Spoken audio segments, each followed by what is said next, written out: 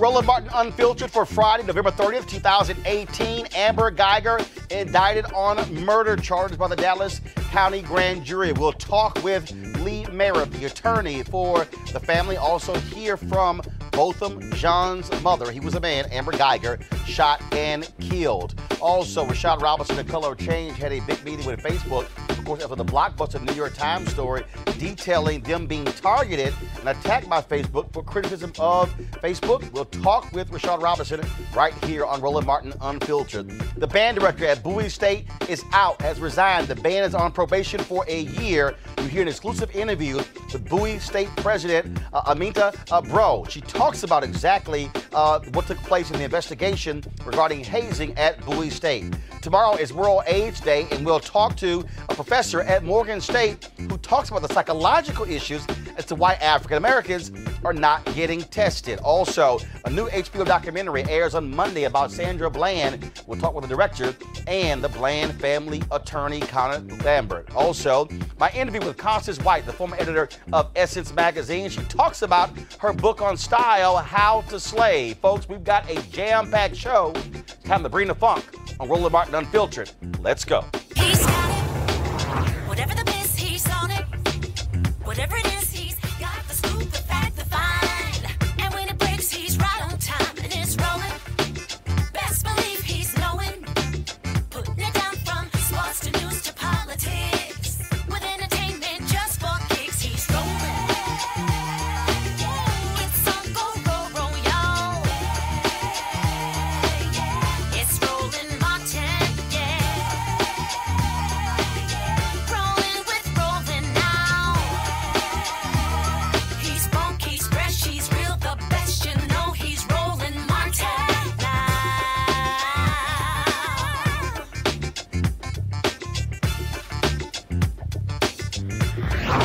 Martin.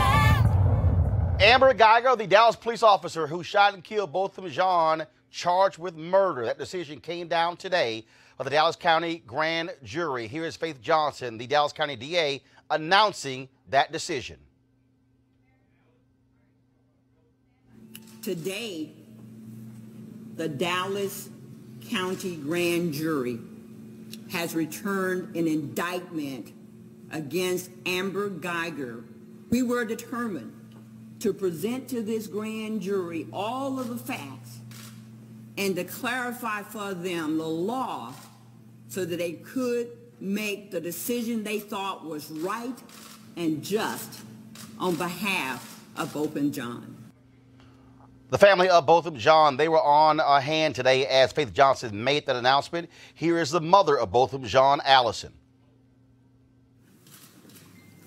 I am indeed satisfied with the indictment for murder of Amber Geiger because I truly believe that she inflicted tremendous evil on my son. He didn't deserve it. He was seated in his own apartment. He felt safe in that apartment, and he was violated by her coming in and murdering him. So from the very start, I knew that she murdered him, and I was not satisfied at the manslaughter charge. I look forward to the next step, which is a conviction of murder of Amber Geiger, and more so of a penalty, the proper penalty that will cause her to reflect on what she has done and the pain that she has caused, not only my son, but my family, my church, my country. So I'm depending on you to continue to rally with us as we seek continued justice for him. Thank you. All right, folks, joining us right now is the attorney for the Botham Jean family, Lee Merritt. Lee, glad to have you back on Roland Martin Unfiltered. First and foremost, just your reaction to this decision by the grand jury to indict Amber Geiger. And is it a murder charge or is it murder and manslaughter? Please explain. Well, Daryl, Ben, and I, we thought that it was appropriate for the murder charge, and just to answer your question, it is in fact a murder charge, to go forward. The reason for the confusion is because the Texas Rangers recommended a charge for manslaughter. The grand jury had to do something exceptional, which was reject the charge from the Rangers, which was the wrong charge to begin with, and come to the independent determination that they believed the facts supported the charge for murder. They were supported in that conclusion by the presentation put together by the district attorney, Faith Johnson, and her team, but they had to go out of their way to overturn, essentially, what was recommended to them by the Texas Rangers. We knew it was the right thing from the beginning. Just a quick distinction, when the difference between murder and manslaughter is what's going on in her mind at the time she pulled the trigger. As you know, a manslaughter charge means that it was either a reckless or unintentional action. And for murder, she had to intend to point her gun at a person and pull the trigger. And we know, even from what she's testified, that when she went into that apartment and she saw both of them in his apartment, she made the decision, according to her own affidavits, to first give commands and then pull the trigger. That what she described in her own words is murder. And when you talk about that decision making, again, the Texas Rangers, they initially had her charged with manslaughter. Many people have been highly critical of that investigation. Absolutely. Yeah, that was Roland. That was the wrong charge from the onset. We've always thought that this should have been murder. The Texas Rangers, quite frankly, did not have enough information to even consider it manslaughter. The DA's office did their own independent investigation. They talked to over 200 witnesses. So it was always clear that based on the evidence, this officer intended to kill both of them on that night. And we knew that murder was the only appropriate charge. And just to be clear, Roland, those Rangers, from the first day that they met with the family, which is the day after Botham was killed, or the Saturday after Botham was killed, they said that they didn't believe that Amber did anything wrong, that it was a big mistake, and that it certainly wasn't murder. That's how they started their investigation.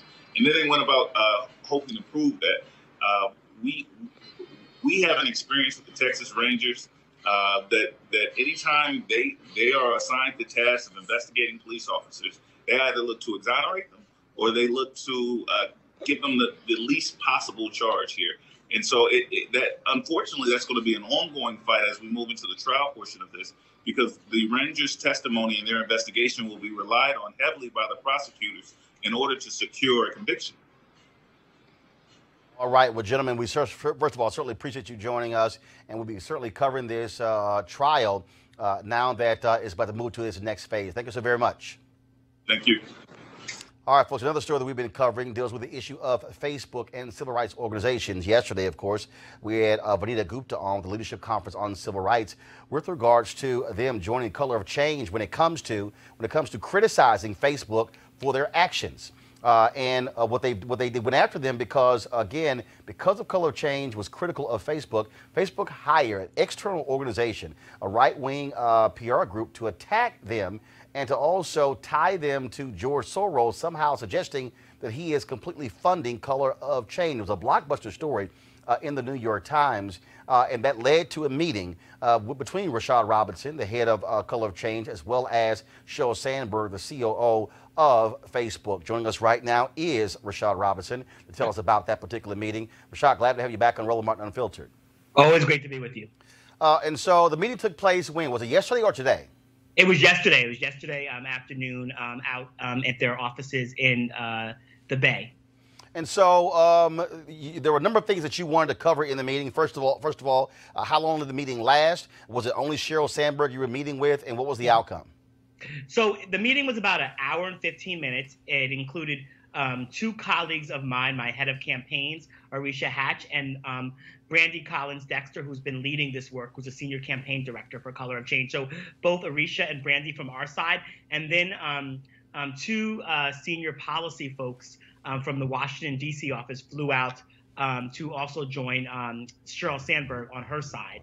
Mark Zuckerberg stopped in for a couple of minutes to say hi, But for the bulk, for the basic hour plus, it was the 6 of us. And in that meeting, you obviously covered what took place with Facebook hiring this organization, coming after you guys. But what else came out of that meeting? What in the resolutions? So yeah, there was a couple of resolutions.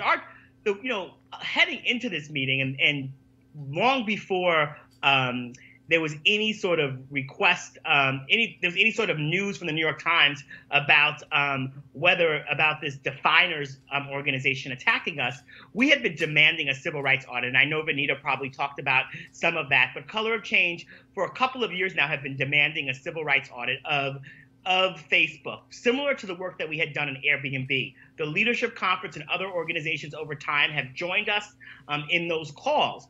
But we had gotten no feedback. We knew they had been interviewing people. We knew they'd been talking to people. They came to our office and talked to us, but there was no transparency. So one of our demands was a public reporting from Facebook on where they're at in the civil rights audit, what they've done, what they know, so that we actually can provide scrutiny of an organization that we have no ability to trust at this point. Sheryl Sandberg, towards the end of the meeting, committed to a public release of their findings up to this point by the end of the year.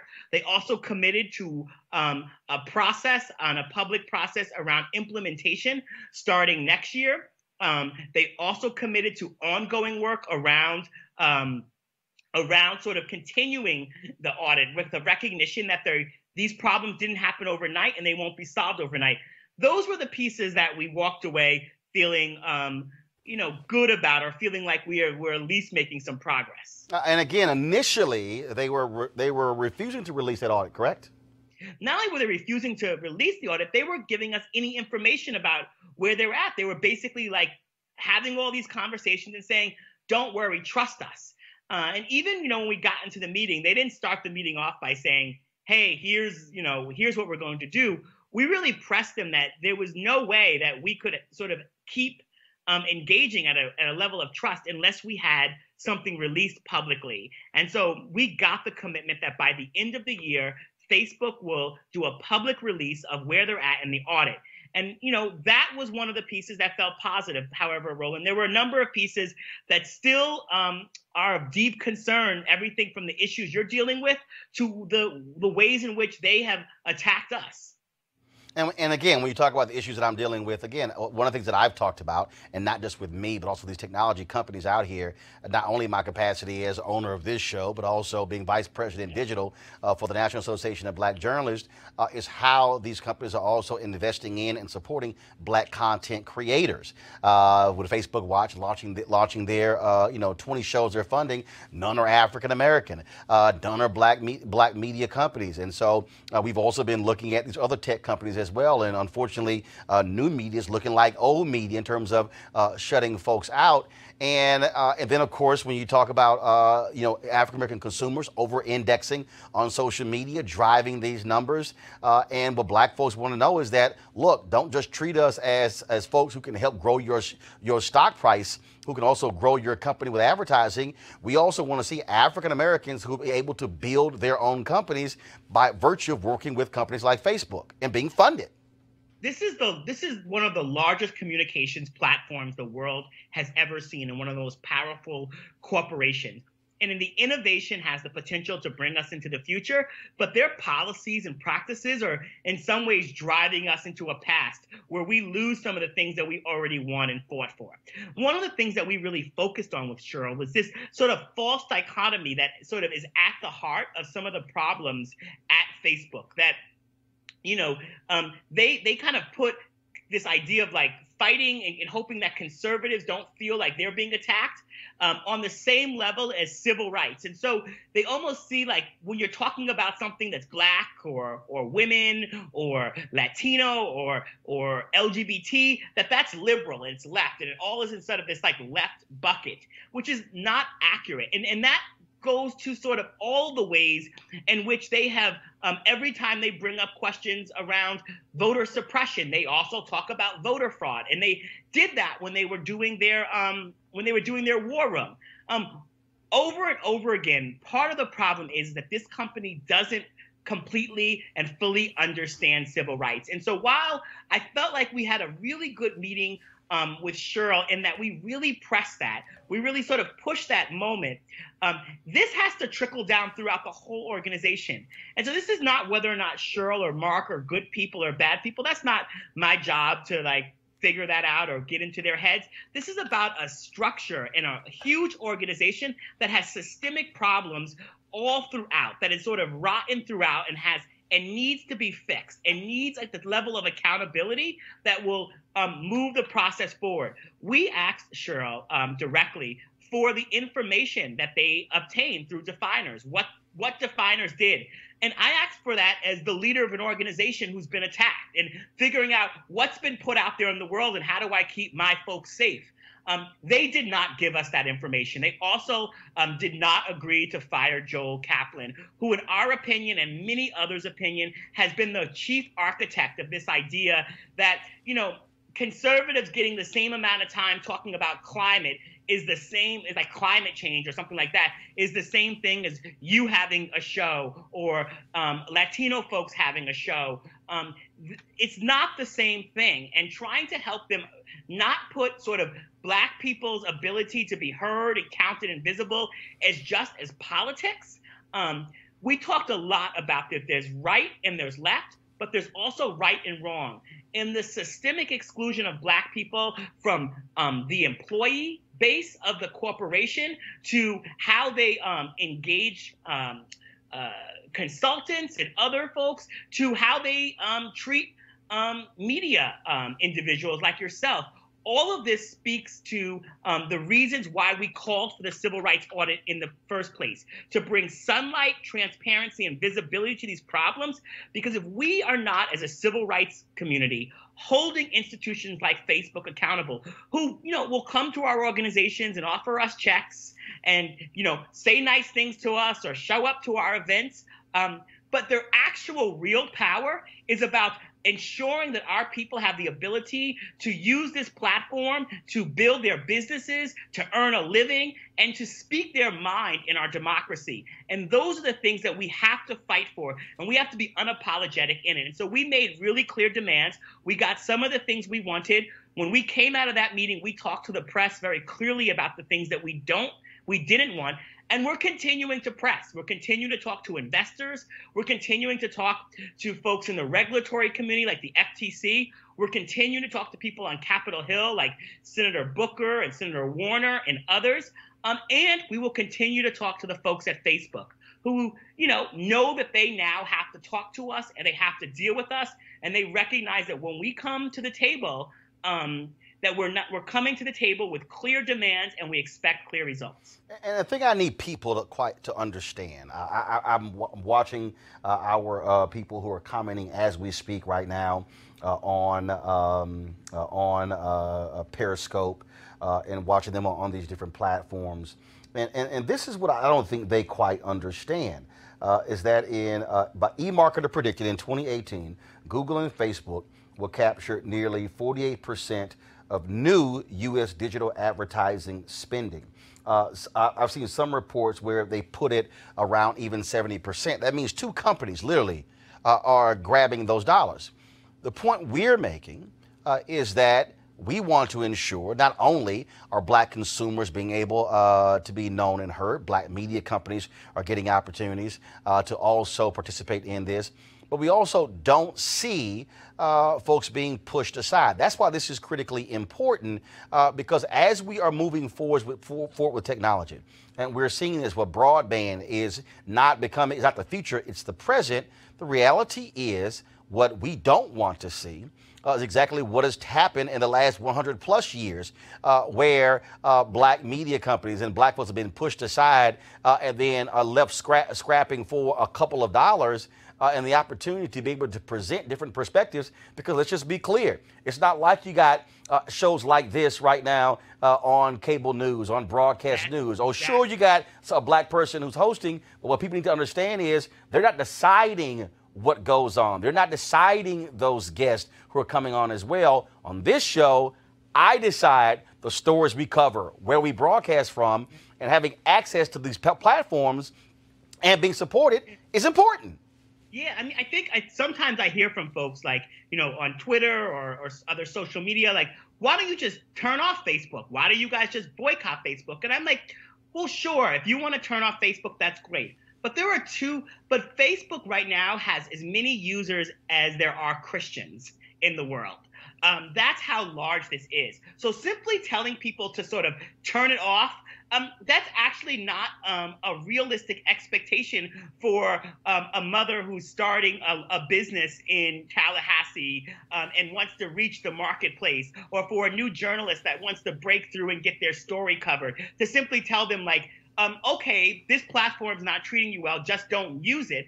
Actually, that is not how civil rights works. When the buses didn't treat us well, we organized and forced them to treat us well, and to treat us fairly. When the lunch counters wouldn't serve us, we went in and we forced them to serve us. And now these new platforms that are being built, and are benefiting from all of the infrastructure in this country, which we as Black people have built, benefiting from the net neutrality and the cable lines and all of the technology that has been put in the ground to allow for an organization like Facebook to grow and flourish and be the platform that it is.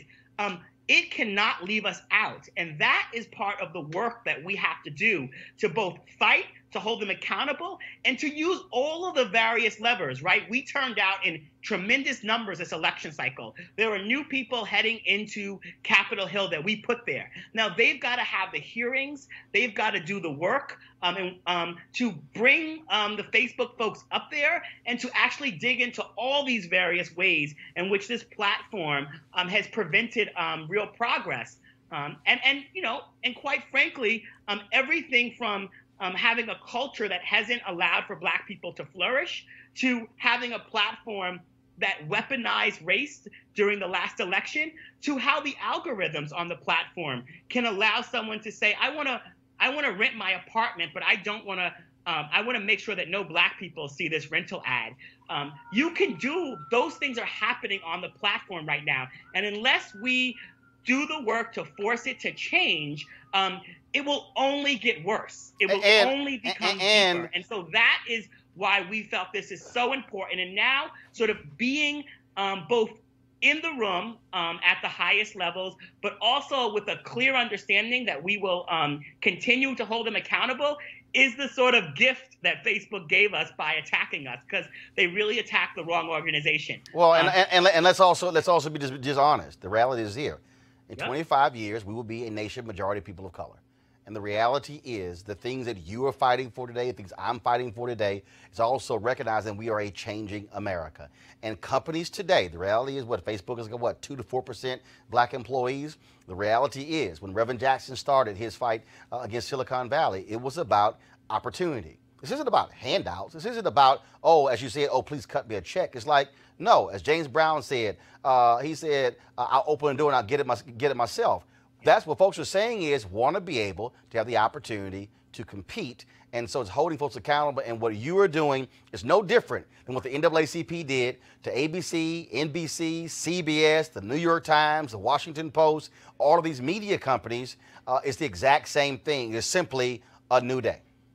Yep, absolutely. And you as an independent voice have really helped to move this conversation, right? Because we've even had problems at times getting mainstream media, cable news to cover this story. They are invested and deeply aligned with Facebook. And so some of the ways in which we couldn't get really covered on some of these problems until the New York Times story broke. And even then, they wanted to cover other angles. But part of the reason is folks like you covered it. Our members and people who went to colorofchange.org signed petitions and raised their voices and made us unignorable. And as a result, a public civil rights audit will be coming by the end of the year that will give us the ability to start looking closely and holding them more accountable. More news stories have come out in the last 24 hours about actually things that Sheryl Sandberg and others at Facebook still haven't told us about the attacks they have made on our organization and others. And we recognize that right now we have a mix of momentum that can help us hold this company accountable. That you just mentioned, Google. Google is now heading to Capitol Hill next week, and there's going to be hearings on some of their work. The reason why they cut that $5,000 check to Cindy Hyde-Smith in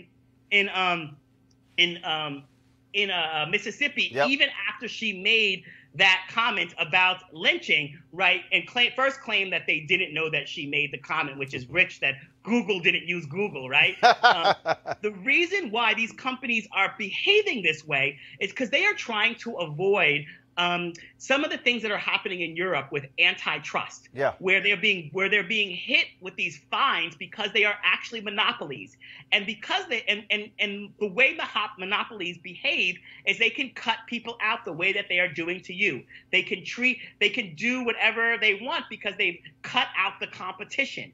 And so what they are trying to do is avoid that. And they're giving money to both sides. They're giving money to the Democrats and they're giving money to the Republicans. And they think it's all the same. And they think they can just play both sides. And that's also why we need independent voices like you, but we also need independent voices like Color of Change who don't take money from them. Because otherwise what we end up with is this situation where Facebook has decided that they've gotten everyone where they want them and they're going to keep doing what they've always done. All right, Rashad Robinson, Color Change. We appreciate it, man. Thanks a lot. Always appreciate you. All right, folks, let's now cover a story happening close to us here in D.C. At Bowie State, where the president today made a huge announcement dealing with the issue of hazing. Earlier, an exclusive interview with Dr. Aminta Bro, who is the president of Bowie State.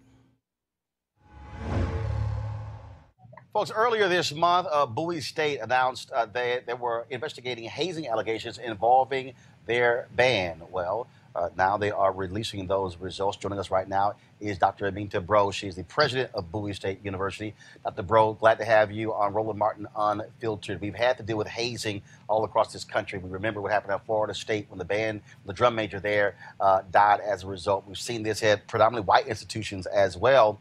And so now you've had to now deal with this at your campus. What's the result of that investigation? Well, as a result of the investigation, we did find that indeed there was hazing occurring. We also uncovered a document that the students know as their constitution that lays out the parameters for hazing to occur. And we're very saddened about the actions that were taken by some of the members of the band.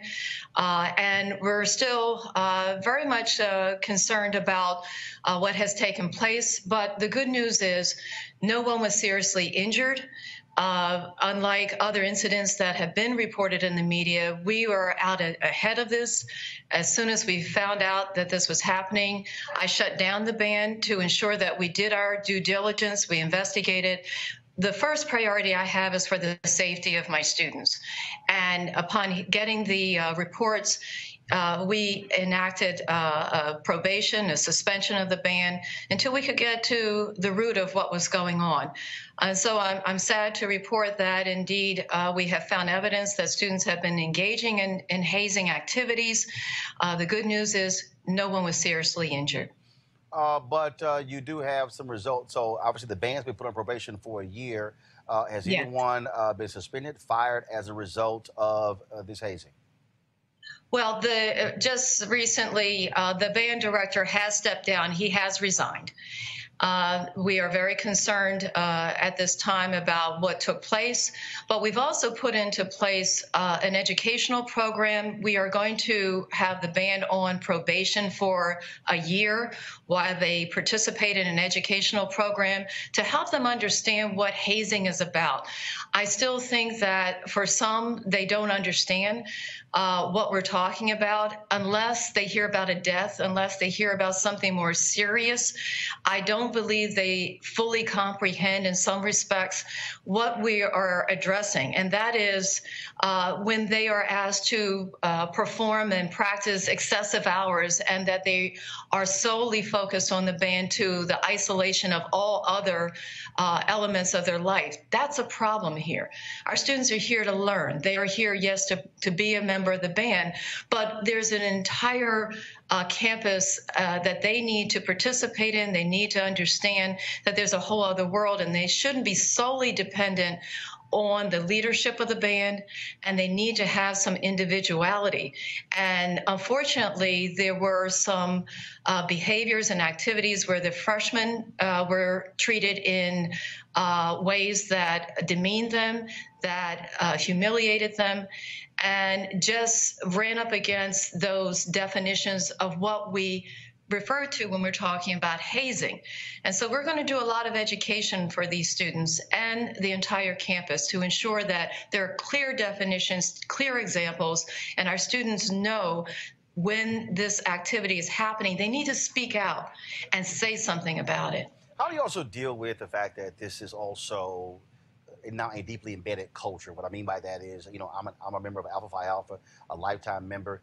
We've seen numerous lawsuits. We've seen individuals who have died in fraternities and sororities as a result, and also other bands as well. And there's this whole thinking that somehow, if you don't go through adversity, if you haven't been beaten, if you haven't been demeaned, then somehow you haven't properly earned your credentials to be a fraternity member or to be a band member. I understand that history, and that was then, this is now. I go back to some of the basics that you learn in kindergarten. Don't put your hands on somebody else. And in today's time, you cannot allow people to harm one another. You can't say, that's okay. I understand what went before. There is a difference between traditions, rituals, and hazing, where people fear, where they are humiliated. This is what we're talking about, and that just can't happen today. There are, as you know, incidents where people have died. That can't be allowed to happen for our youth today. I set a higher bar for my students here at Bowie State, and we should all set a higher bar for our children to understand, our young men and women who are coming to these colleges, to understand that is not what we expect of you. And so, yes, let's honor our history and think about, you know, what that was. But today, there are liabilities, people lose their lives, and we need to keep our young people safe.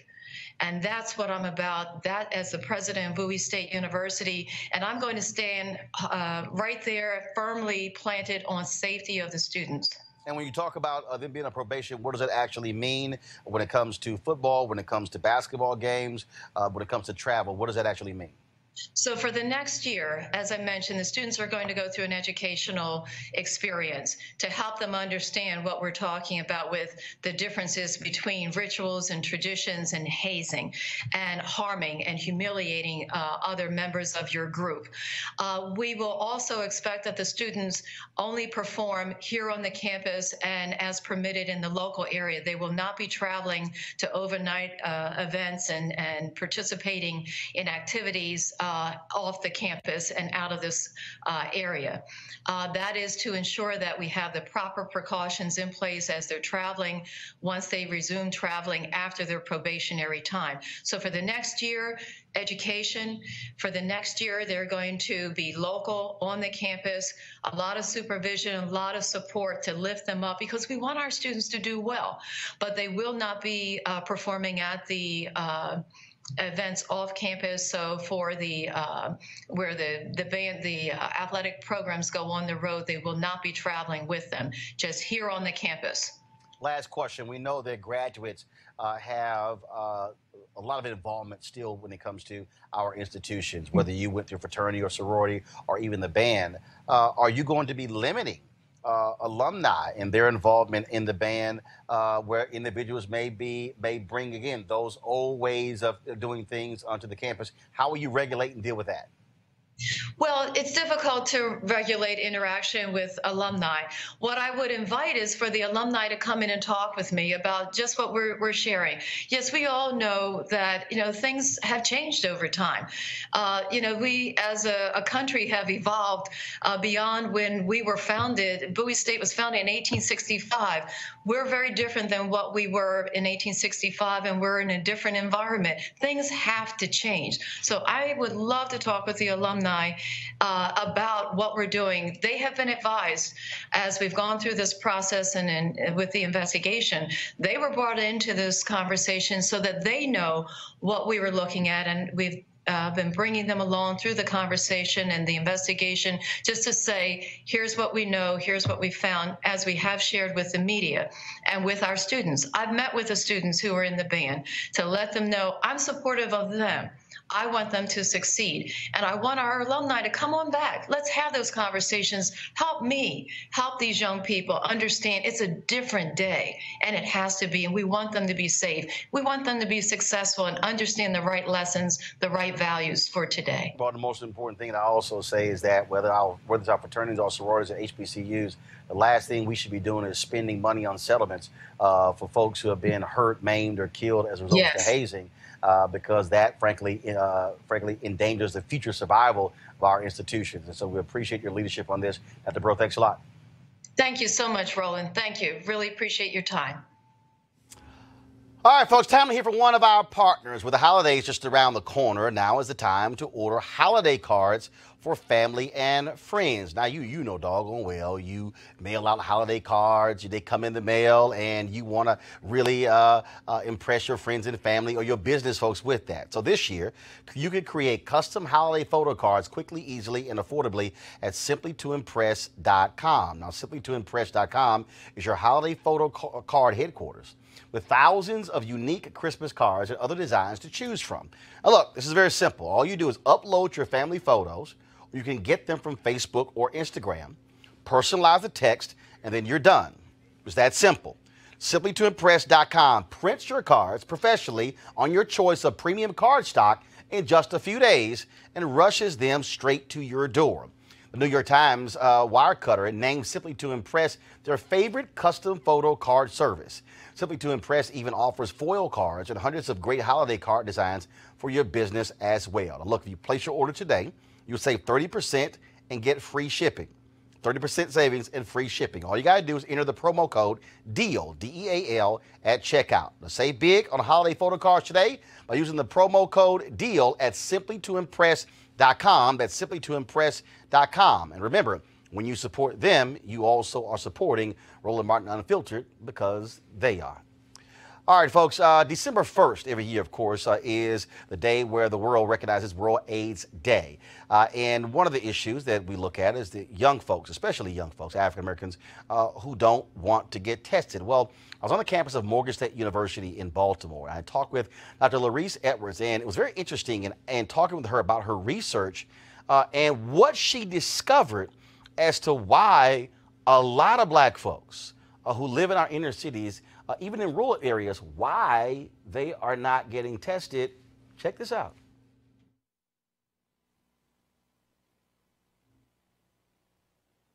Research is basically focused on sexual health and health in general. And I received quite a bit of funding from the government to do a program.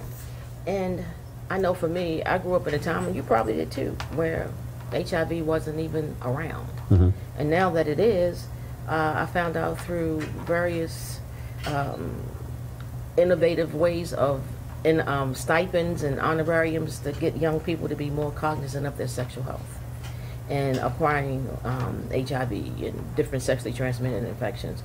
And it didn't work. They weren't getting tested. So I want to know why. Why aren't you being tested? I mean, somebody give you a $50 card, gift card, this, that, and the other, trying to make it more appeasing, putting it in your lap, and it's still not happening. And I found out through a few years of research what are really the primary threats for young kids. And it's pretty sad. It really bothers me that young people today fear excessive police force. They are concerned about community violence and exposure to community violence. They're concerned about the environments that they live in, that they live, work, pray, and play in, the conditions of those environments. They're concerned, and even some of the college kids are concerned about food insecurity and housing insecurity. So that is why I've landed where I am now, working with structural determinants of health as well as social determinants of health, because every kid deserves a good future. So it's interesting that you were focusing on sexual health in this very broad way, Yes. and then all of a sudden said, "Hold up, this is another." Right. Because again, there are people out there who are because if you say HIV/AIDS researcher, well, folks might automatically be thinking, well, that's actually okay. You're in a laboratory, you're looking for a cure, or you're thinking of that. So you're really dealing with the mental aspect The behavioral of what is aspects. blocking somebody from Yes. getting the information, getting and being more aware. Yes, and that's how we came up with the perceived risk hierarchy theory, because everybody has a risk portfolio. Say it again. The what? Perceived risk. Got it. Hierarchy theory. Got it. Basically, that says the youth and young adults, they prioritize risk, and is for them being confronted by a police officer, being exposed to excessive community violence, gunshots. So those are on the high end of. They are on the high end. And this is considered to be on the low end. Basically, I had a young man tell me, "You want me to be tested for something that I may or may not ever acquire, but my real risk is getting home safe, making sure that I'm not in a crossfire, that nobody tries to rob me and shoot or stab me. Those things are more likely to happen to me than acquiring HIV." So when he said that, did you go, "Wow"? I mean, was it? Yeah. So I always ask this question of book authors and others. I say, Yeah. what was your wow moment? Mine. And you like, what was that wow? My whoa. Got it. My whoa was like, I can't use that word on this show, but I was like, Actually, you can. I was like, shit, are you serious? And that's how I came up with the title of my article, None of Us Will Get Out of Here Alive. Because kids, young adults, and youth told me that getting home safely, coming from the movies safely, getting to and from work safely is more of a priority for them than anything else. And the thing that bothers me most about that, Mr. Martin, is that those things get in the way of their ability to remember, to recall, and to learn. Because if you're going to sit in school all day and figure out and navigate how you get home safely, you're not listening and you're not absorbing what's being taught. So that's the part that I'm invested in. And then we got to include historical trauma, the role that historical trauma plays, the role that epigenetics play, cumulative, community, assault, and then adverse childhood experiences.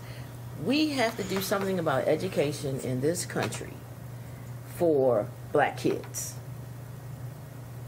And if we don't, that's why they're going to continue to build detention centers and jails. They're not doing anything about the schools.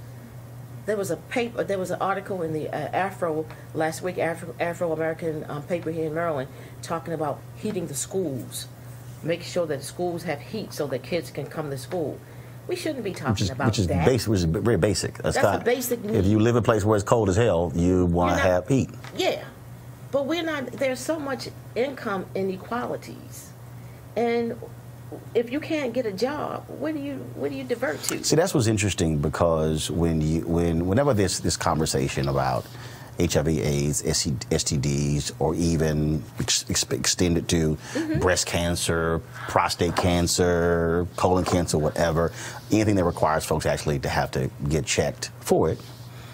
And then I can even expand this thing when we talk about, people go, well, how hard is it for you to get a voter ID? So then when you start walking people through, it's like, no, this is what you don't quite understand. In your world, this is very simple. This is, look, you get an ID, or you go to the doctor and then you get a checkup. But then it's this whole swath of people who that is deemed, that's abnormal. That's just not a regular part of my life. And I think it truly exposes haves and have-nots. People don't really understand what folks are just going through that is totally different than your experience. Yes. And if you go back to the Kerner report. To America's One White, One Black. Yeah. 50th anniversary this year. Yep. Yes. I mean, conditions now are worse than they were in 1968. It's just unacceptable. And the people who are really being hit the most and suffer the most are children, the poverty line among children. Even in college, people, I told a colleague today, as I was getting out of my car to come here, there was somebody standing by me. I was in my trunk and I felt somebody, and I said, "Can I help you? What's wrong?" And he said, it was a student. He said, "Do you have any spare change?" So it's a different world, and it's a different world for young people. Which might explain when it was a few years ago when the CDC came out with a report talking about the increase of HIV/AIDS on historically black campuses in the South, and folks are like, "Okay, I don't understand your college students," not realizing everything that you just laid out. Mm-hmm. Like, yeah, you might be at college, but it does not mean you having money sent from home for food and for different things along those lines. And so all those things that you left your neighborhood, you actually brought a lot of that with you. Sure. When you get to the campus. Yeah, sometimes you do. And then you have to also look at the structure of the campus. You know, like, campuses have a lot of students who are from the community, and they commute. So a lot of times they bring the community with them, or they go back to the community. So it's something that we all have to be mindful when we want students and young people to be successful, because they should have a successful life. So I'll ask you this. So when it comes to you, again, studying why folks don't get tested, I guess what jumped to mind was Dorothy Cotton. Her job was with Dr. King and SCLC, was citizenship education training. Mm-hmm. You couldn't join the SCLC without going through the training. And reading her book, and I did the last sit-down interview with her before she died earlier this year.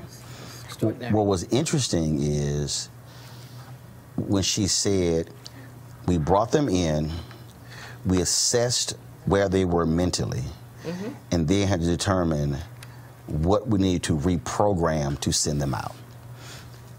I've used this phrase a lot when I talk about, I look at our black cable networks, I look at our black sites. We're inundated with entertainment, comedy shows and reality shows, and virtually no news and information. And I keep saying, we have to reprogram Black America. If there has to be a reprogramming. And folks go, dude, that sounds crazy. I'm like, no. And listening to you, that's what, I'm hearing the same thing. Is like, in order to deal with these realities of what we're facing. The real reality.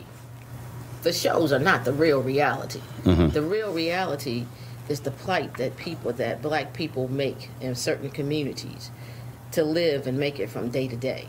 And for students to try to come to campus to increase their knowledge and a skill level so that they can be marketable outside of the campus.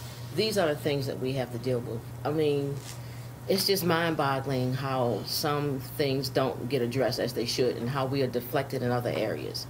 Those are the real things. And sometimes we just take a whole lot for granted. But yeah, we need to do some reprogramming, some relearning, and as my pastor would say, quicker than yesterday and sooner than right now. All right, folks. So we certainly appreciate Dr. Edwards in that conversation there. Of course, as a associate professor at Morgan State. So what the heck? This is going to be our HBCU Giving Day School. Roll it.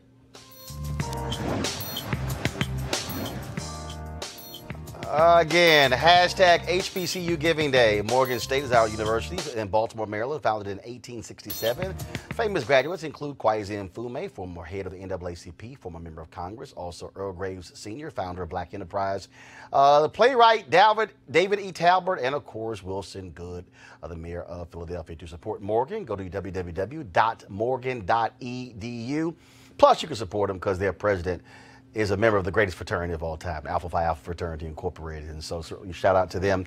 And if you're a Morgan graduate, we also expect you to also give back to the university. And so we certainly appreciate that. And just for folks who don't know, we started hashtag HBCU Giving Day as a way to encourage more folks to give to HBCUs, because when we had Florida A&M University on TV One's News One Now, their national alumni president talked about the fact that only 5% of Florida A&M graduates were giving back to the university. And so this is our way every day to offer a reminder to folks to give back, but also to give you a little history about our various HBCUs. And so we appreciate that. All right, folks, on Monday on HBO, there's going to be a documentary that is going to deal with the life of Sandra Bland. Remember, she was a 28-year-old black woman from Chicago who was arrested for a traffic violation in Prairie View, Texas. Of course, location of Prairie View A&M University. Sandra, of course, was going down there. She was had a new job, and she was down only there for a few days. But she was arrested for no reason whatsoever. After 3 days in custody, she was found hanging from a noose in her jail cell. Her death was quickly ruled a suicide, but many people, of course, across the country were shocked and stunned, saying that it was potentially racially motivated. Her story, something that we covered extensively on my previous show. And again, that documentary is going to be this Monday. And so here is a part of the documentary.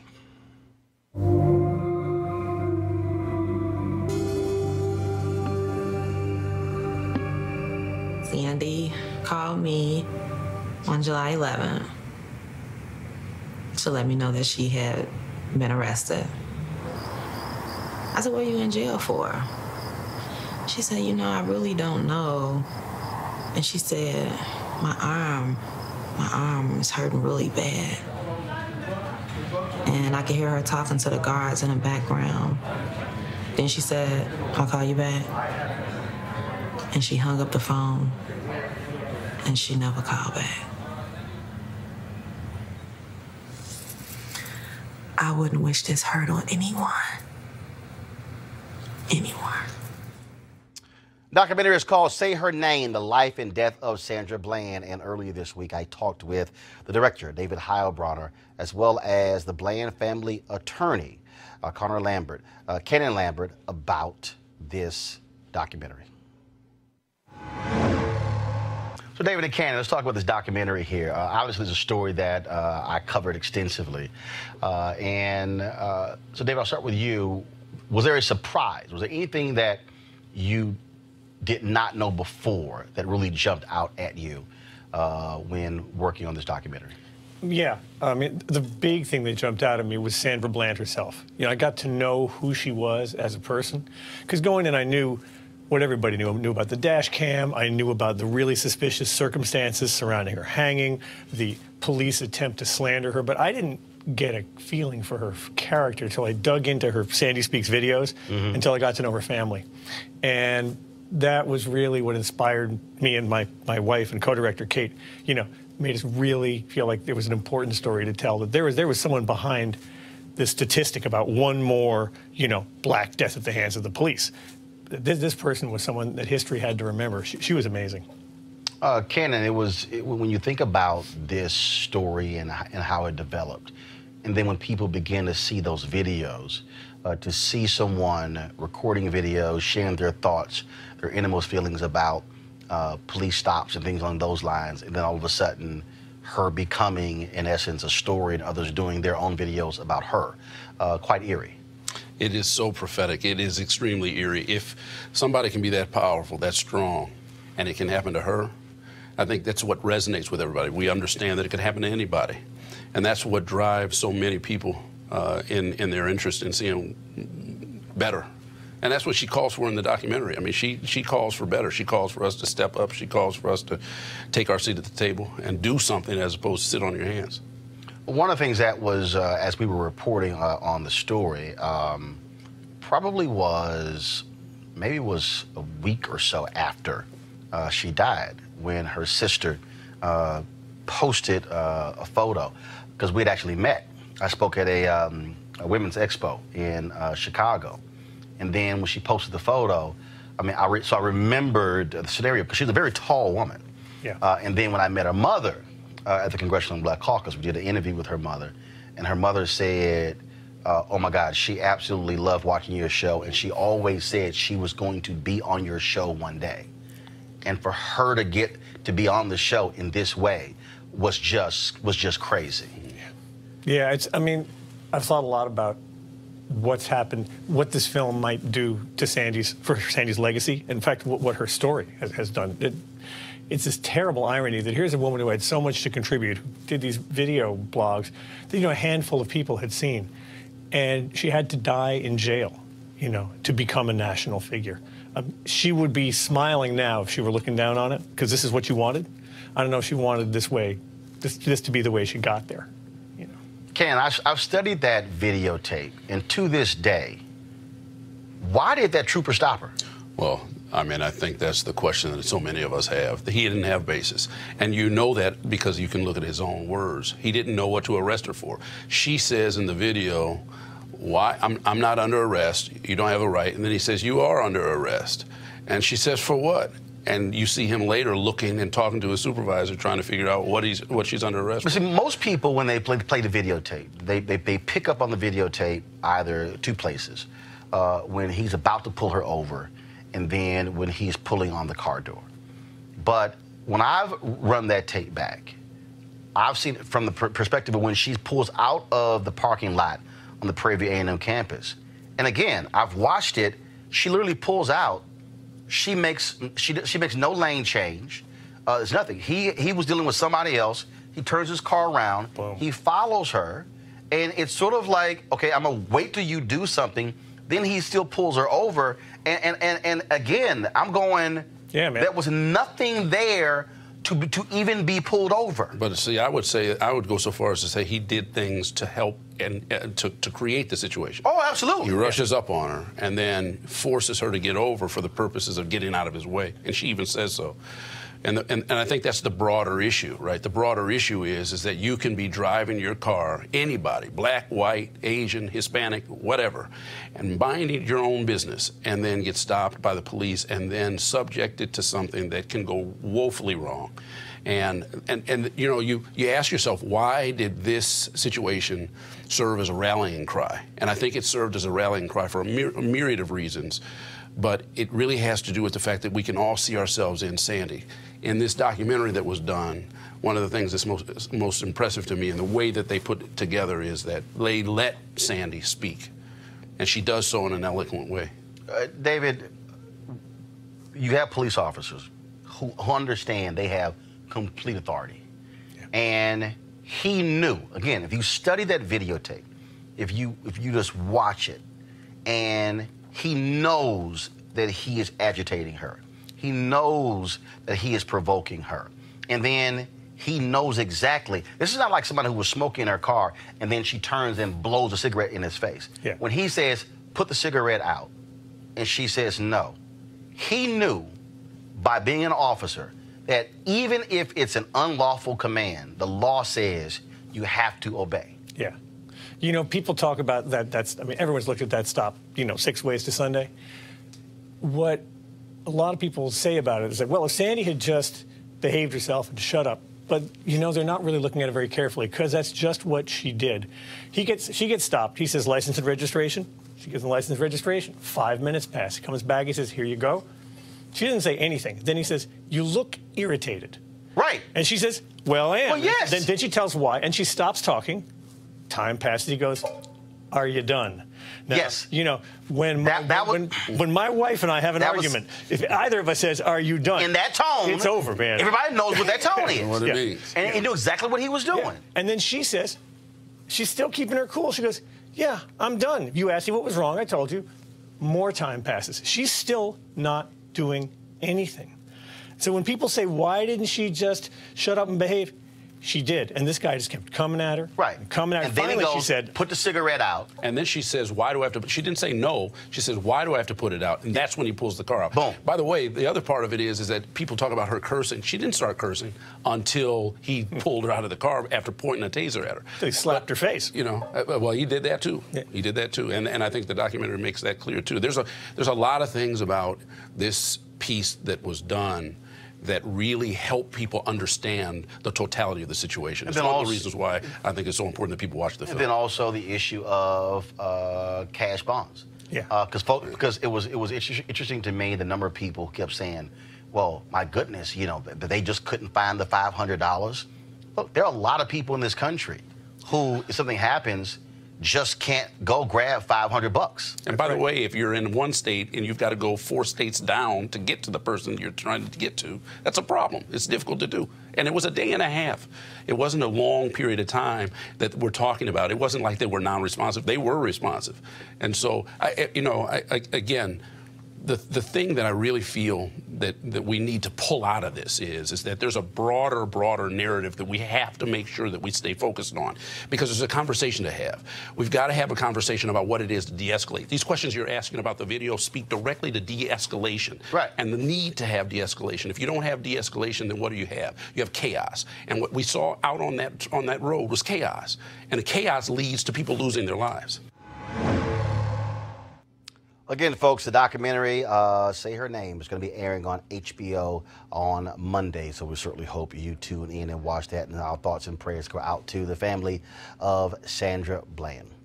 All right, folks, last night on TNT, all across the NBA, they were honoring Craig Sager, of course, the longtime reporter, sideline reporter who lost a battle with cancer. Anybody who knew Craig Sager knew he wore the most outlandish clothes that even Judge Craig Strong in Detroit would not be seen wearing. That's the inside joke from my frat brother. So last night, and I caught this online. I saw it, and as a matter of fact, I was just texting Charles Barkley about this. And so last night on NBA TNT, all the studio analysts, Shaquille O'Neal, Charles Barkley, Kenny Smith, they were all wearing clothes to honor Craig Sager. And this happened. And we welcome you to TNT NBA Tip-Off presented by Auto Trader. Damn. No, that's damn. That's solid. That's solid, Sager. That's solid too. Yeah, I like that. That's solid too. And that's Scott. Where'd you get that idea from, kid? Well, Roland Martin. He was royalty, so Craig Sager was royalty. My man, Mr. Yeah, I like that look.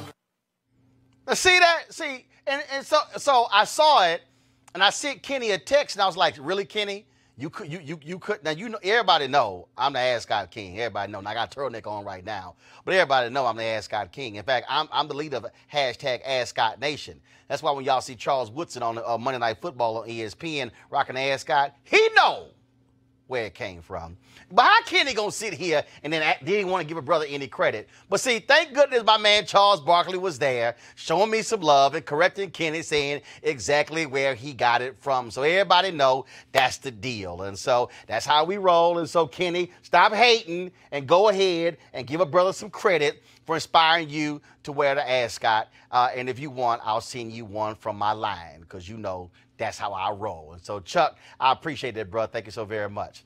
All right, folks, and see, that plays right into our next story. Of course, it's always about when you are black, it's about having some style. And, of course, this summer when I was in New York, I had a chance to sit down with my girl, Constance White. She's the former editor of Essence Magazine, and she has her book out. It is called How to Slay, Inspiration from the Queens and Kings of Black Style. And, yeah, Kenny, don't be a hater. You know, when it comes to the ascot, I'm one of the kings of style. And so, folks, here's our conversation with Constance White. I certainly hope you guys have a great weekend. I was going to see you Sunday in Indianapolis for our School Choice is the Black Choice conversation at the Indianapolis Public Library. So I can't wait to see all of you at Indianapolis. And Eastern Star, I'm going to see y'all at Reverend Jeffrey Johnson's church on Sunday. As soon as I land, I'll see y'all guys there as well. So y'all have a great weekend. Enjoy this conversation with Constance White. Holla! All right, Constance, how you doing? I'm doing so well. I'm ready to slay. What is black style? Black style is a feeling. It's also something concrete, how we put ourselves together. It's how the black community has really shaped how they want to present themselves and then influence practically the world. See, the reason I asked that, when I was news editor of Savoy magazine, we did they wanted to do a photo shoot. And so I mentioned pastors. Okay. And I remember I was going back and forth with the folks there because the fashion people, they were like, well, you know, the way these preachers dress, that's not fashion. I said, okay. I said, let me help you out. I said, black people are not sitting here focused on what somebody's wearing on the runway. Right. I said, but when you have, because I think of that particular issue we did, I know Bishop Jakes was in, I know Bishop Eddie Long was in it, I know a couple others. And I said, trust me, when you have 5, 6, 10,000 people watching somebody every Sunday, they are paying attention to what that pastor is wearing. Yes. I said, so y'all can call it what you want to. They say, we're not going to call it fashion, we'll call it style. I said, I don't care what you call it. Same thing. It doesn't matter matters what you to black call people. It does. And I will say, Black people are looking at the runway, but they are also looking at that pastor. And not only is it 600 to 6,000, 10,000 people, and it's going to have an impact, but also it's aspirational. When you see your pastor in church, you're looking at, okay, so this is what, success looks like, this is what a leader looks like, this is what a good man looks like. So that has great impact. And it is style, and there is a style to both men and women and our Sunday best, how we put ourselves together. And the reason it was we were going back and forth on it, because I was trying to get them to understand that Black folks, we don't conform to someone else's standard of what they consider to be stylish or consider to be fashionable. No, we've always did our own thing. Then everybody else said, oh, we like that. We like that, and we're going to adapt it, and we can repackage it and sell it, and all of that, too. And that's one of the things that I hope that How to Slay shows, is it shows how we're so creative. The impact and the fertility in our communities around style. And I think a big part of it is because of what you said, because we don't need to conform to what's outside. And sometimes you're making something from nothing, which is always a place to come from to be extremely creative. And another time it's about, you know what, this is who I am. I think a lot of it has to do, the reason that the Black community is such an incredible fountain of inspiration and style for the rest of the world is because a lot of the time we're saying, well, you know what, this is how I want to put myself out there. And it's very individual, it's very original. Also, I think it's a matter of also when you begin to put stuff together. If you don't have much, your whole deal is like, okay, that's what I got. So let's see what I can put together and make this thing work. And so all of a sudden, when it comes together, folks are like, oh, how'd you do all of that? Oh, wow, I just sort of threw something together. I mean, but the creativity comes out in that whole process. Absolutely. And the other thing is, Black style, we care about how we look. We care about how we put ourselves together. And whether it's something very casual, pants falling off the butt, or it's something very formal, like the pastor, your Sunday church, we care about how we look, for better or worse.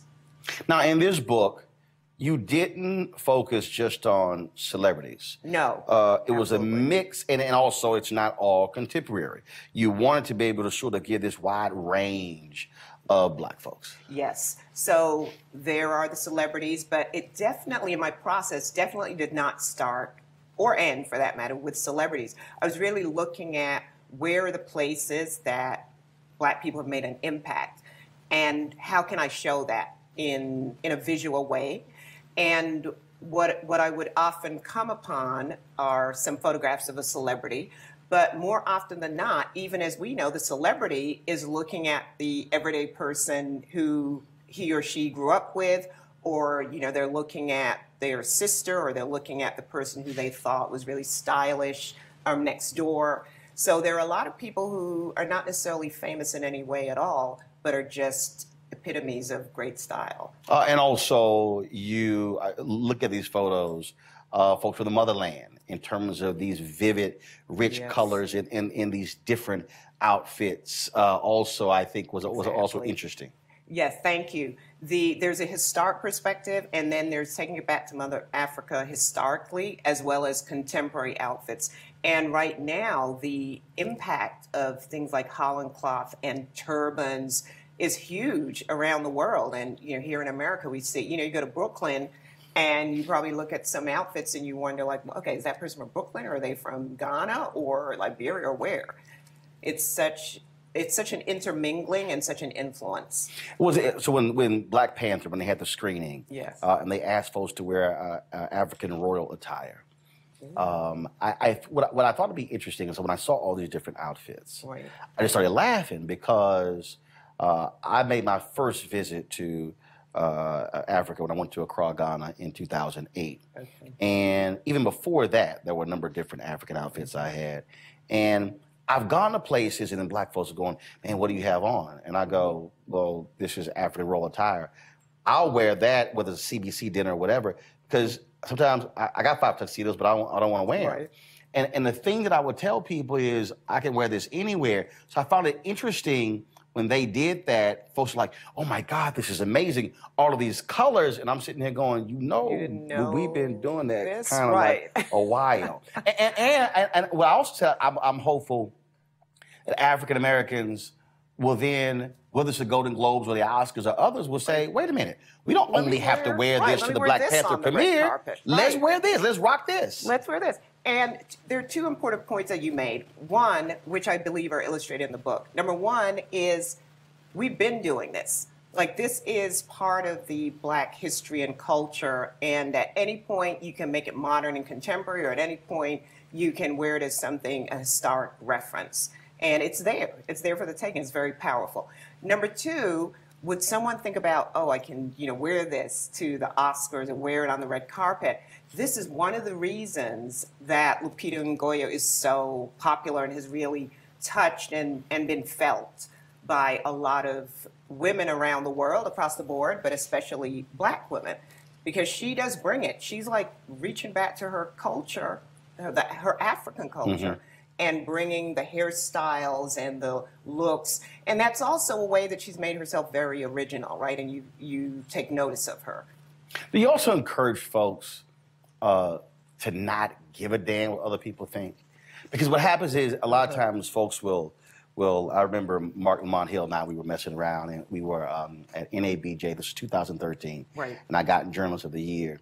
And, well, thank you very much. And I had this red, black, and white feather pocket square. Yeah. And he said, oh, man, I couldn't wear that.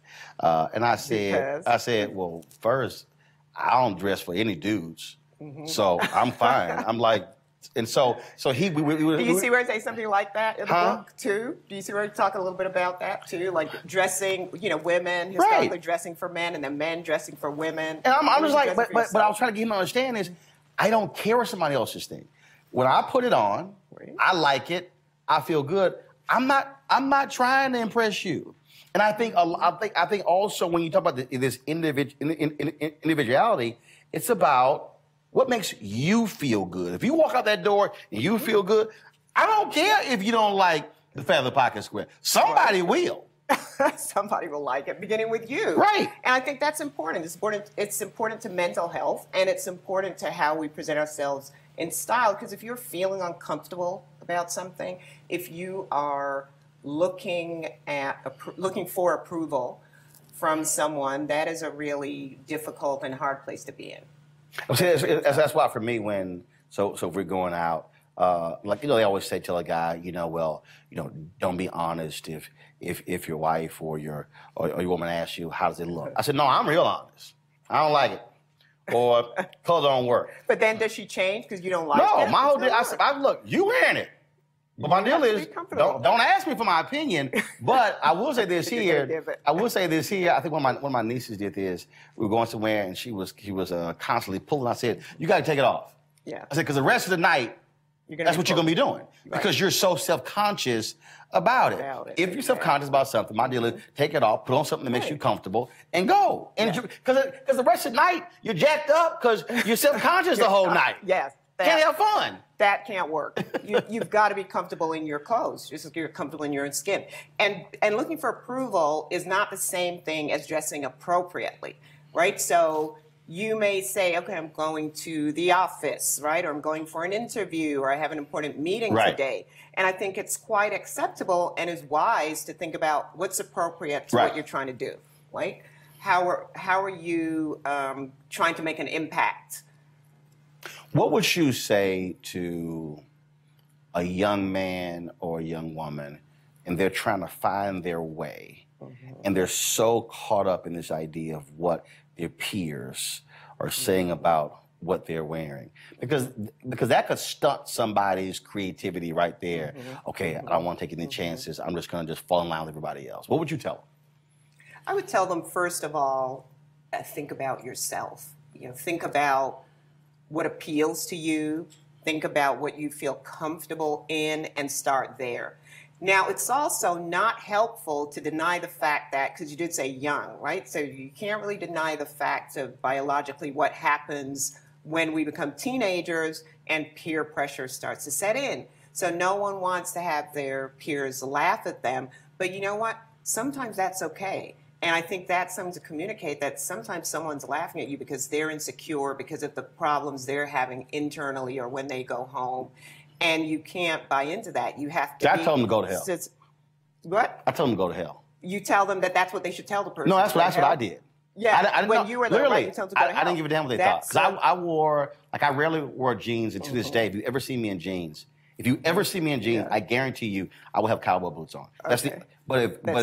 But I will never. You will never see me in jeans without cowboy boots. Yeah. I just don't. I don't wear jeans. I just don't like it. Okay. And so I would. Oftentimes I wore slacks. I might wear ties, whatever, to school. Right. And folks like, oh my God, laughing at me. I'm like, okay, you know, I don't care what y'all think. Right. I mean, literally, I was in the junior high school. I think you have to didn't care. give you have to arm kids. You said kids. We as adults, we want to help them, of course, and you want to arm them with language, with weaponry. Because if you just say, oh, don't pay attention to, you know, what Jane is saying or what Laquan is saying, or kind of leaves them in a place like, okay, don't pay attention. But then you're in the heat of the moment, and what should I do? I think you have to arm them, like you're saying, with what do I say? What's the language? What do I look? Yes, think about, how do I look? Like, yes, think about what your body language is and so on too, but you want to give them some language, a script, because a lot of times, you know, and psychologists have borne this out, that a lot of times you want to know what exactly to say. So yeah, that's fair and helpful if you say go to hell, or you say, you know, I don't care what you think, even if they're not feeling it, you know, at least they have something to say. So how about this here? So when it comes to style, when it comes to, as you say, how to slay, what do you say to folks to not get caught up in rampant commercialism? Understanding, I mean, you know, when First Lady Michelle Obama, there was some outfit she wore, and they would say, that's a $40 outfit? Oh my God, like, what is she doing? It looks like $1 million. Right, and because I think what happens is we also have been raised or sort of bred to think that, oh no, the most expensive, that's what you go for. And you have these people who are killing themselves when you can put together the unbelievable outfit. It's not costing you an arm and a leg. Right. You know, I think there are a couple of things. When you think about, it goes back to what we were talking about with regard to what do you tell young people? It's the same thing with adults. Like, where are you getting your sense of self from? Is it coming from internal strength, which you are born with? We're all born okay, right? And we're all, you know, children of the Most High, and we're okay. Or are you coming from a place of, I get my strength from outside, what people say I am, you know, how people view me, what people think of me. And so it begins there, you know, and that's deep, but it's not all that hard if you focus on it. But if you just go around sort of unwoke and you don't see all the things that are impacting you, yes, that's going to be a tough road to hoe. So it begins there. The second part of it is practically saying, listen, hey, you can have style. Money doesn't equate with style. There are people in this world who have tons of money, right? And no style. When I was in Chicago, that was this guy. We won't tell any names. No. First of all, I completely forgot his name. Yeah. And we were talking, and so he had asked me where I get my suits from, and I said, I buy them from here. And he, you don't get yours tailored? I said, no. And so he says, oh, well, my suits are $2,000, and my shirts are $200, and my shoes are $500. He's going on and on. And I'm looking at him, and I'm going, damn, you wasted a lot of money. That's what I'm thinking. Because it was, literally, and that was his thing. And I'm just sort of looking at it, I'm going, you know, I don't really care. And it was as if how much it cost was driving it. Right. As opposed to, but the reality is, he was complimenting me on how my stuff was put together, and literally my whole outfit from head to toe collectively wasn't $500. Which is great, and we want to share that information. I think that was the power of what you did in that moment, and that's the power of Michelle Obama, where she'll share that information when she was on that worldwide platform and say, you know, this is a Naeem Khan dress or a Jason Wu dress, and it costs $4,000, or we'd find that out, right? Mm-hmm. But at the same time, she was afraid to say, this is a $50 dress, right? And this is a little brooch I put on it. And I think that was really empowering for all of us, for across the board, black and white, but particularly for black women, to say that. Because, yes, in our community, we don't want to get caught up in the brand names. and saying, and also, here's a really, really important point. We don't want, in the digital age, in the age of the internet, where people can create these fake lives and fake personas. Oh my God. Where, okay, I just went and got this pair of shoes, and I'm telling you that it's Gucci, but it's not really Gucci. Or, you know, I just got this Dior, and I bought it, but I'm taking it back tomorrow. And then we start to think, oh, that's the way to be successful. That's the way to get likes. That's the way to, and that's real. That is happening for real. Oh, the folks who rent a plane for 3 hours and pose in it and take a pose in picture. it. I'm like, really? Yeah. And the New York Times did a fantastic expose the other day, which some of us within the internet business knew already that, yes, there are a lot, and I mean a lot of fake followers online with our celebrities, people we admire, and there's a lot of hokey pokey going on. But they did a real expose that really broke it down, the extent to which, I mean, and it's not illegal, except in some cases they're capturing people's identities. Right. And that is illegal. But there are a lot of people, you can go hire one to really jack up the number of followers and likes and so on you have. So it's all part of being woke and understanding what is pressing on you and the impact, and that there is an alternative of reality. The reality is a tiny slice of people can't afford to dress in designer clothes, especially head to toe. But what I love about what's happening now is you can now, in the borrow and share and rent economy, you can rent all this stuff. You know, so why not? So you don't have to spend a lot of money if what you want is sometimes to be in designer clothes, if you value that. So give me an example of you in a store and you saw something and then you went, nah, but then you circle back and then you begin to sort of put something together. You have one of those stories where you you looked at something and you went, I could start with this. I could start with and I can build on this. Because, I mean, people ask me sometimes, they say, well, man, I'll get, like, who's your stylist? I'm going, me. Okay, I'm not, I don't need somebody to dress me. I mean, my daddy taught me how to dress. But they would ask me, well, what do you start with? And sometimes I might start with the tie and then build everything from there. Right. Or I might start with the shirt and build everything from there. Sure. So there was this time when you were just in shopping, whatever, and you saw something and then you went, I can do this. And I put it with that. Then put it with that. And all of a sudden, something just happened. Something's popping. Something's happening. Well, I tend to, if I do that, and I have done it on a few occasions, I tend to do that with shoes. But that shoe and then. But my most recent experience of doing that was with a baseball jacket. And I was in the store, and I was thinking, and I saw this baseball jacket, and I thought, oh, that's really cute.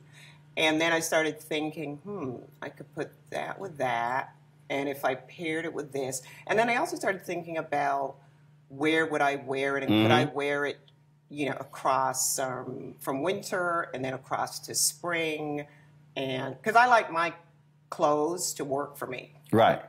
I don't like it because I have enough clothes that just sit there for years. Your deal is not that seasonal stuff? I do like the trans-seasonal, right? Not the seasonal. Yes, yeah. I'm not like a particular seasonal shopper. Well, is it because the reason I asked that, I think it was Father's Day, my dad's birthday or whatever. And so we went to this men's store. And I don't particularly like people helping me when I shop. Okay. My philosophy is if I call you, I need your help. Otherwise, stand back. I don't really need you you advising. I don't need you. I'm good. Yeah. Just stay away. Okay. So we're sitting there, and I got a suit, and so I'm sitting there, and I'm kind of like, okay, I want that shirt. And then I go, and I'm looking. So I tell the sales guy, I say, hey, I need you to go get that tie off that mannequin 2 rows over. And he goes, oh, that's not going to go together. I said, I did not ask your opinion. I said, one, it is going to go together. I need you to go get it. Right. And so he looks at me, and so he comes back. So I put it with the shirt, and I said, see, do you see that pinstripe that's in that suit, which you did not see? I said, the tie and the shirt pulled the pinstripe out. I told you this was going to go together. And so then I'm sitting there, of course, with the socks, and then, of course, shoes. But it was hilarious to me because I'm buying it for my dad. He's there. Oh, you're buying for your dad, not for yourself. Okay. Buying for my dad. Yeah. He's there. Yes. And so I'm putting this whole thing together, and I start laughing because this is simply in reverse of what happened when I was growing up.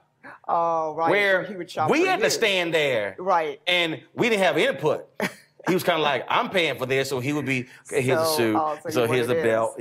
So we like, how about this, Dad? No. And so But was Roland, you sound like you could do some styling. Here's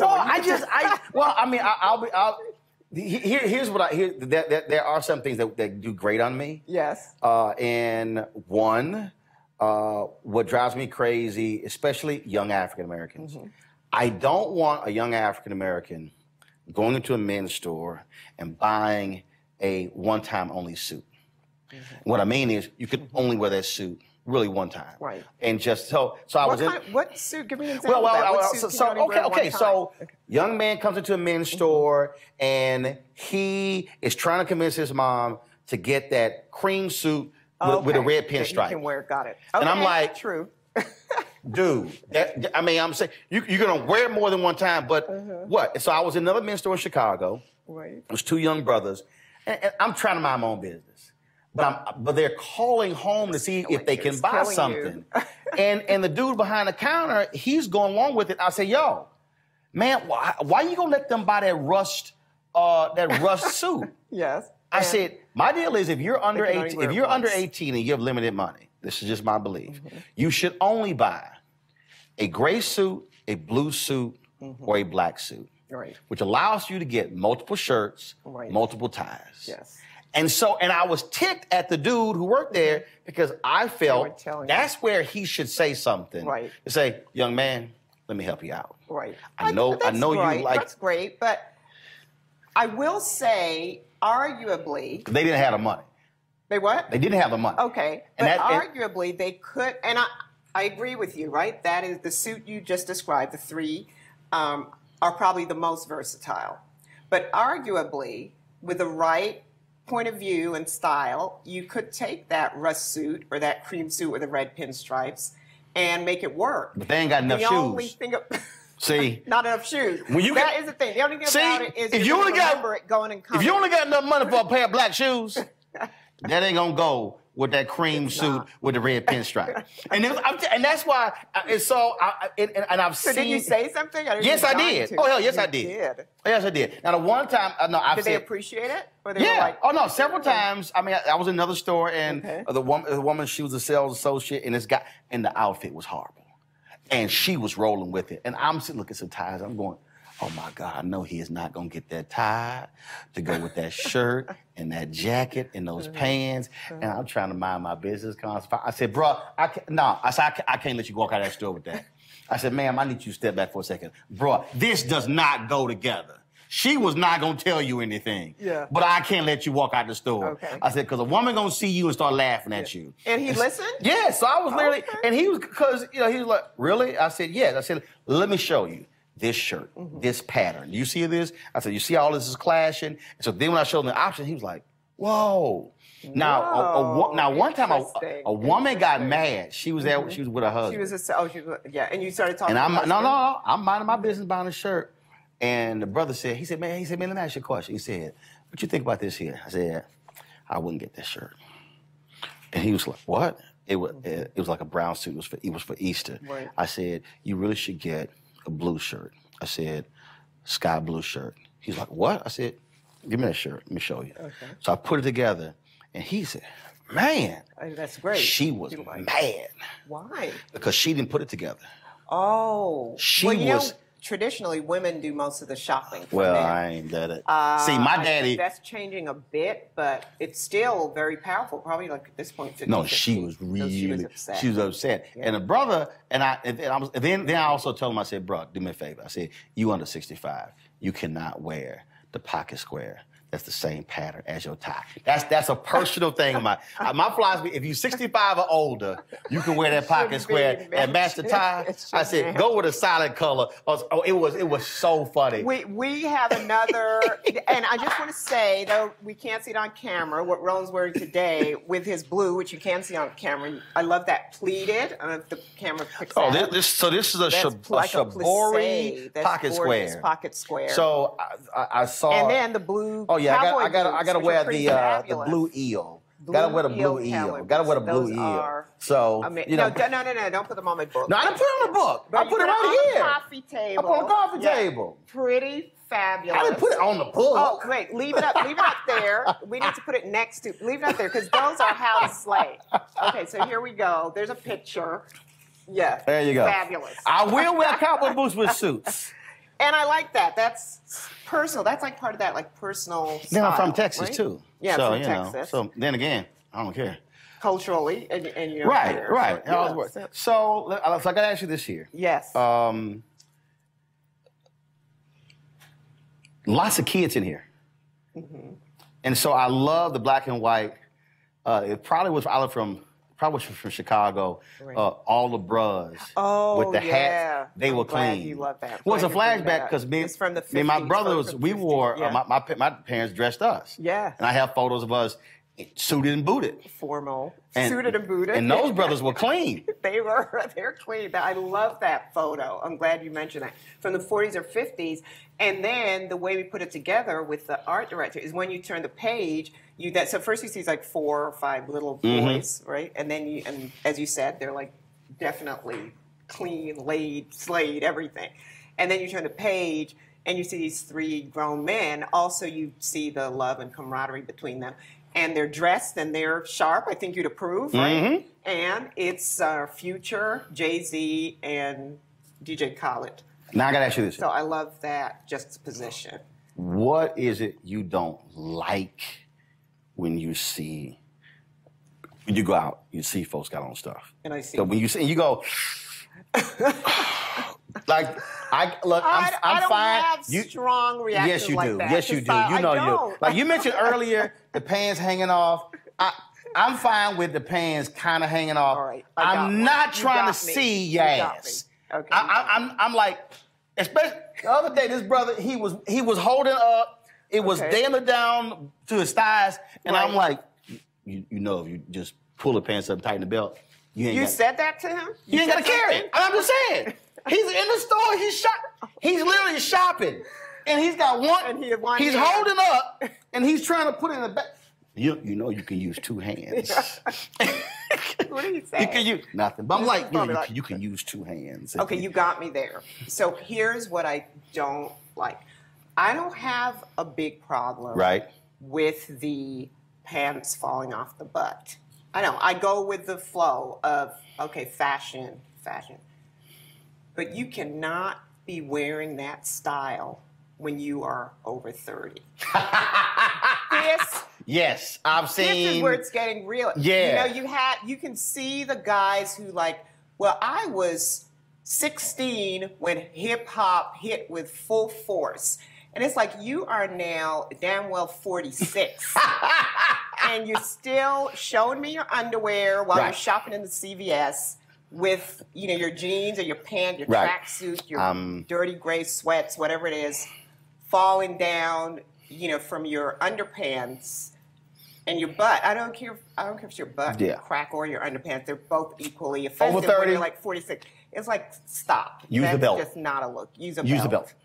Use the belt. Not cute. Not a look. You're not 16. Whatever. Unhemmed and pants. those kids aren't even wearing it that much anymore. Unhemmed pants. Unhemmed pants? Now, are you talking about like an unhemmed pair of suit pants? I'm talking about one is a bunch at the bottom. Okay, that they didn't cut it and fit it. That really bothers you? No, because you're going. You do know it's like it's gathered. It's like your legs are stacked. I feel more empathy with that. I feel like that is a role. No, okay, now I'm not blowing smoke here in any direction with what I'm about to say. I'm just saying, you really have a future in. No, I'm serious. I'm so serious as a judge. A book, and then the whole 9 yards. The book, the website, and if you want to buy it, you can license it with someone or whatever. If you want to purchase, you can purchase too, because you really. Like you talked about the puddle, some guys just don't know. I feel more empathy than anything else. So, especially young guys. And then also guys. you think, young guys, and then also, yes, especially young guys, because also they didn't grow up in the community where there was a tailor down the block or in the house next door, Right. et cetera. So there's also this disconnect between, well, even if I do know, how much is it going to cost me to go get these pants cut in half? Not a lot, but Right. you don't necessarily know that or know If they're still growing, it's important. I understand. One shoe 20, let me holler at you. 8 and 8. 6 and 6. Get them pants hem. Cuff, no cuff, take your pick. And look, for me, my dad was blue collar, worked at Amtrak, but he dressed. Yeah. And we dressed. And so in terms of, you know, it doesn't Jack, really matter I think in the black community, it doesn't really matter what your station is in life No. in terms of education. He got or dressed your to job go or grocery your shopping. income. Yeah, I think, we respect dressing up and looking good. right, looking good. Last thing, the photographer. Tell me about her. Who shot your cover? Oh, Itasia Jordan. She is originally from Massachusetts, has lived in Brooklyn for many years, has an incredible eye, and is such a talent. And she's just incredible. I mean, I don't understand why some of our media haven't, scooped her up and made her into a superstar, but she's going to be. She is like a great talent. And that's something that underlines that we need to do more of, is nurturing our talent, not only in front of the scenes, like the models and so on, but also behind the scenes. Photographers, stylists, the people who make fashion run. Cool. Where can folks see you, hear you, find you? Oh, they can find me online at official C White and my website, constancecrwhite.com. All right. Always good to see Look you. forward to chatting. You too. I appreciate Mr. it. Style. Keep slaying. Thank you. We're going to keep slaying. Roland and I got to keep it slaying. Join us. Make sure you're doing it too. There you go.